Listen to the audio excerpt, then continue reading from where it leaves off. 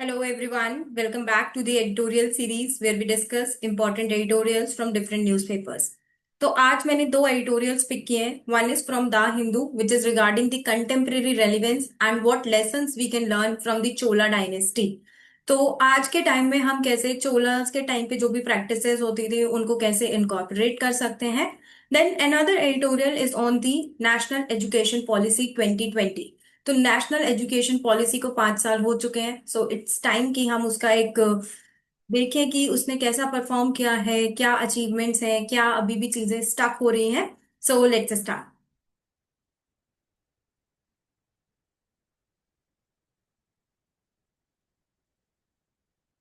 It's 29th of July today.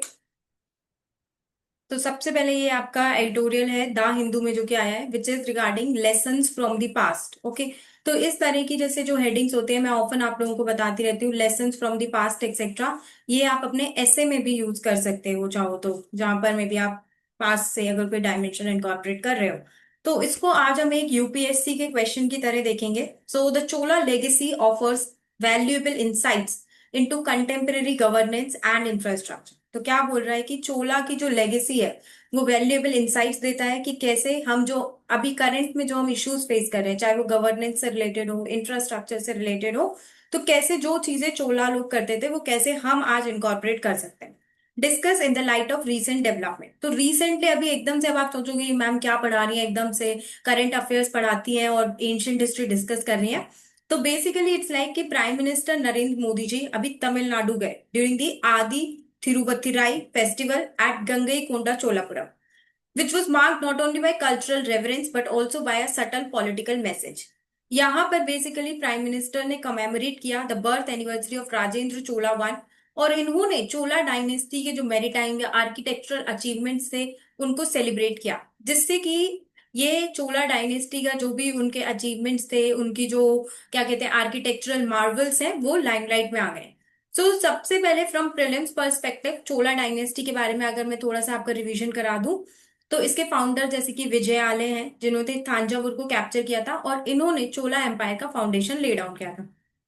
Initially Cholas की capital थांजावुर थी और लेटर वो गंगईकोंडा चोलापुरम हो गई, जहां पर अभी ये सेलिब्रेशंस भी हुए.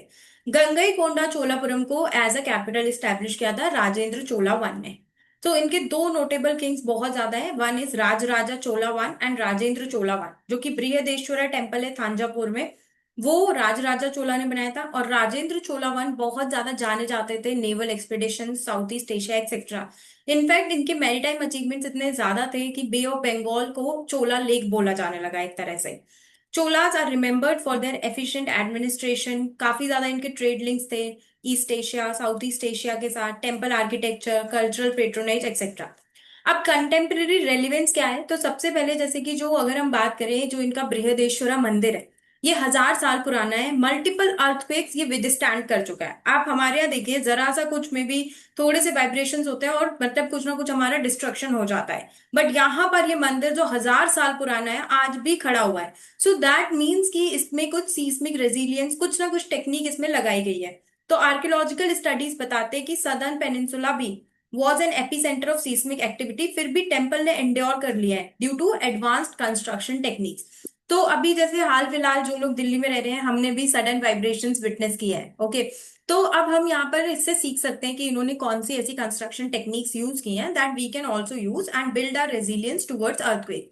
Lessons can be drawn from this in the modern context, जैसे कि अभी स्ट्रक्चरल कोलैप्स वगैरह दिल्ली में, जहां पर हमें रेजिलियंट सिविक आर्किटेक्चर की जरूरत है. दूसरा है वाटर रिसोर्स मैनेजमेंट. जैसे कि अभी कुछ दिन पहले हमने एक एडिटोरियल डिस्कस किया था रिगार्डिंग गुड़गांव, थोड़ा सा पानी बरसा नहीं कि अर्बन फ्लडिंग हो गई.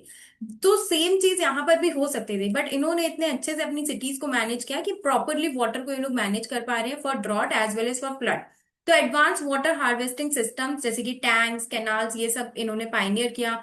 Kaveri delta once effectively managed under the cholas now faces frequent floods and water scarcity due to poor planning. तो चोलास के टाइम पे जो कावेरी डेल्टा था वहां पे इस तरह की प्रॉब्लम्स नहीं थी. तो आज से हजारों साल पहले ऐसी प्रॉब्लम्स नहीं थी जो हम आज फेस कर रहे हैं, और हम खुद को एक एडवांस सिविलाइजेशन बोलते हैं. So this is something that we need to think about. Urban flooding जैसे कि चेन्नई हो गया, गुड़गांव हो गया एक्सेट्रा, अगर हम ये ट्रेडिशनल वाटर मैनेजमेंट मॉडल्स को इनकॉर्पोरेट करेंगे तो हम इससे डील कर सकते हैं.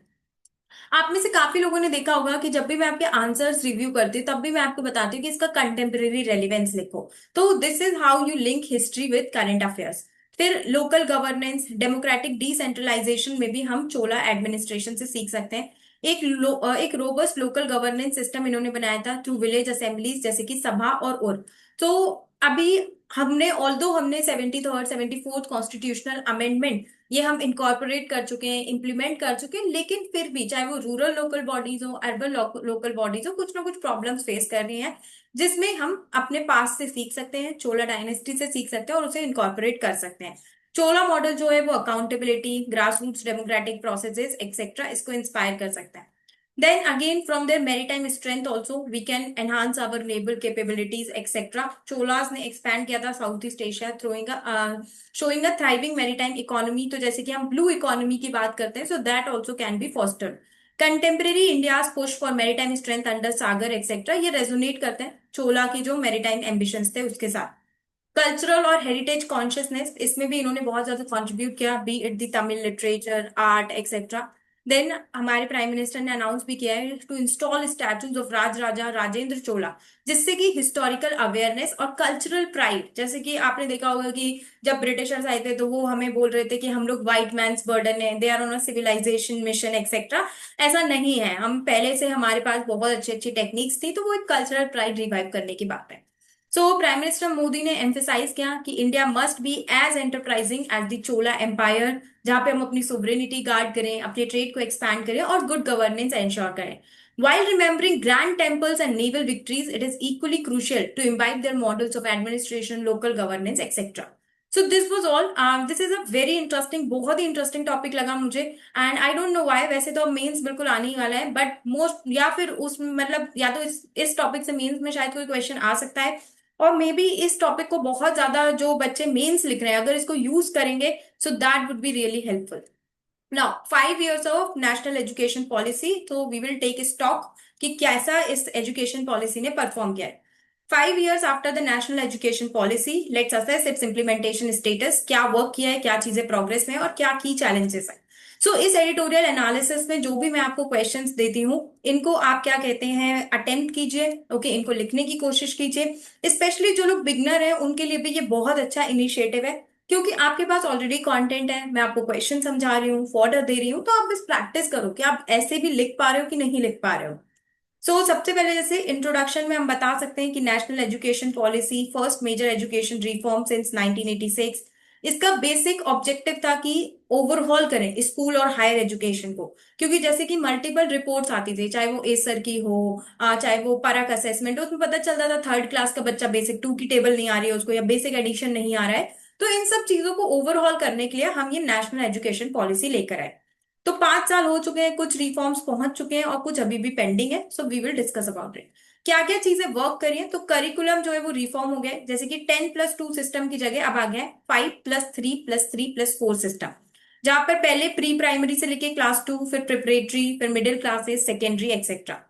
फिर नेशनल करिकुलम फ्रेमवर्क के according new learning competencies, themes, text book, जैसे कि हम सभी ने देखा, आप लोग भी एनसीईआरटीज पढ़ते हो यूपीएससी के लिए, तो आप लोग भी काफी वरीड थे कि अब तो ये चैप्टर्स डिलीट कर दिए, अब हमें कौन सी एनसीईआरटी पढ़नी, वही जो पुरानी वाली पढ़ी है वही पढ़नी है। देन अर्ली चाइल्डहुड एजुकेशन पे इसमें क्या कहते हैं प्री प्राइमरी लर्निंग जो है यूनिवर्सलाइज, तो जहां पर जैसे कि एनसीईआरटी का जादुई पिटारा, early childhood curriculum education etcetera ये सब लॉन्च किया गया है। दिल्ली, कर्नाटका, केरला, उन्होंने 6 साल को मिनिमम स्कूल एंट्री एज बना दिया है, वरना लोग पहले क्या करते थे 4-5 साल में बच्चे को भेजने लगते थे, तो पहले आपका प्री प्राइमरी कंप्लीट होगा, 6 साल से आपकी स्कूलिंग स्टार्ट होगी। फिर फाउंडेशनल लिटरेसी और न्यूमरेसी के लिए भी निपुण भारत लॉन्च कर दिया था 2021 में, जिससे कि बेसिक रीडिंग और न्यूमरेसी क्लास 3 तक बच्चों को आ जाए।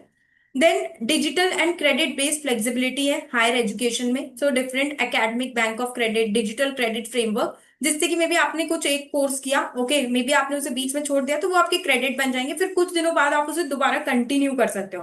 So that is the point. तो यूजीसी ने अपना ये न्यू क्रेडिट सिस्टम बना लिया है, जहां पे डिजिटल ट्रांसफर ऑफ क्रेडिट्स भी हो सकता है अक्रॉस इंस्टीट्यूशंस। फिर सीयूईटी एग्जाम आ चुका है, जैसे when I was in due the examination was through merit system, twelfth में आपके कितने मार्क्स आ रहे हैं, परसेंटेज आ रही है, but now it is through CUET examination. तो इससे एक मेरिट बेस्ड एडमिशंस होते हैं, इंटरनेशनलाइजेशन हो रहा है, फॉरेन यूनिवर्सिटीज सेटअप हो रही हैं जैसे कि गिफ्ट सिटी में, Deccan, you Chicago etcetera. Progress में क्या क्या है, बोर्ड एग्जाम रिफॉर्म्स प्रोग्रेस में, जैसे कि एनईपी जो है वो low stakes exams twice a year propose कर रही है, स्टार्टिंग विद सीबीएसई 2026 में। अभी इसका पायलट चलेगा कर्नाटका में। फिर स्टैंडर्ड और हाई लेवल पेपर्स होंगे कोर सब्जेक्ट्स के लिए, तो ये स्टार्ट हो चुके हैं। Holistic program card, holistic progress cards, जैसे कि परख के अंदर, परख जो कि एनसीईआरटी के अंदर बनाया गया है, ये स्टूडेंट्स को असेस करेगा beyond their marks as well, जैसे कि self assessment, peer review etcetera. However जो 4 ईयर यूजी डिग्रीज है उसको लेकर बहुत ही स्लो प्रोग्रेस है। क्या क्या कहते हैं, इस new education, national education policy में ऐसा आया था कि 4 साल की डिग्री आप कर दीजिए, जिसमें कि 1 साल का आप रिसर्च वगैरह सिखाइए बच्चों को, क्योंकि अंडर ग्रेजुएशन में ये सब नहीं सिखाया जाता है। बट अभी ये बस कुछ ही स्टेट जैसे कि कर्नाटका वगैरह ने इम्प्लीमेंट किया है, बाकी कह रहे हैं कि उनके पास इतना एकेडमिक ऑटोनॉमी या इंफ्रास्ट्रक्चर नहीं है इसको इम्प्लीमेंट करने के लिए। कुछ चीजें अभी भी चैलेंजिंग है, जैसे कि एक तो 3 language formula, specially the resistance from Tamil Nadu, जहां पर वो बोल रहा है कि वो इंग्लिश और तमिल के साथ कंटिन्यू करेंगे। टीचर एजुकेशन ओवरऑल थोड़ा डिले हो गया है, जहां पर जैसे कि इसने बोला था कि teacher education 4 year integrated B Ed होना चाहिए, ये अभी लैकिंग है। सबसे ज्यादा इंपॉर्टेंट यही है कि अगर आप अच्छी एजुकेशन देना चाहते हैं तो टीचर का स्किल्ड होना बहुत जरूरी है। तो दैट इज वाई ये लेकर आया था, लेकिन अभी इसमें इम्प्लीमेंट होने में प्रॉब्लम है। सेंटर स्टेट टेंशन है, जैसे कि तमिलनाडु, केरला, वेस्ट बंगाल, इन्होंने अभी पीएम श्री स्कूल्स के लिए मेमोरेंडम ऑफ अंडरस्टैंडिंग नहीं साइन किए हैं। स्टेट्स आर्ग्यू कि एजुकेशन एक कॉन्करेंट सब्जेक्ट है, तो unilateral reforms bye centre friction cause करते हैं। तो बेसिकली अगर एजुकेशन एक कॉन्करेंट सब्जेक्ट है तो हर स्टेट अपनी नीड के हिसाब से कुछ पॉलिसीज इंप्लीमेंट करना चाहते हैं, तो ये अगेन एक इशू है कि वो एक यूनिलेटरल रिफॉर्म प्रॉपरली इंप्लीमेंट नहीं करना चाहते कुछ states. No mid day breakfast implementation, तो एनईपी ने रिकमेंड किया था breakfast with mid day meals के साथ उन्होंने ब्रेकफास्ट भी बोला था, बट फाइनेंस मिनिस्ट्री ने इसे रिजेक्ट कर दिया ड्यू टू बजटरी कंस्ट्रेंट्स। तो ये एक इशू है जो कि इंप्लीमेंट नहीं हो पाया है एनईपी का। तो एनईपी ने ऑब्वियसली एक स्ट्रॉन्ग फाउंडेशन ले किया है फॉर फ्यूचर रेडी एजुकेशन, लेकिन इसका ट्रांजिशन इनटू प्रैक्टिस अभी इतना ज्यादा अच्छे से इंप्लीमेंट नहीं हो पाया। तो जो भी ये चैलेंजेस हैं इन पे हमें वर्क करना पड़ेगा और इन्हें प्रॉपरली इंप्लीमेंट करना पड़ेगा, ताकि हम क्वालिटी एजुकेशन प्रोवाइड कर सके, which is also one of our sustainable development goals. So this was all about today's editorial analysis. I hope you found this video helpful. Thank you for watching it.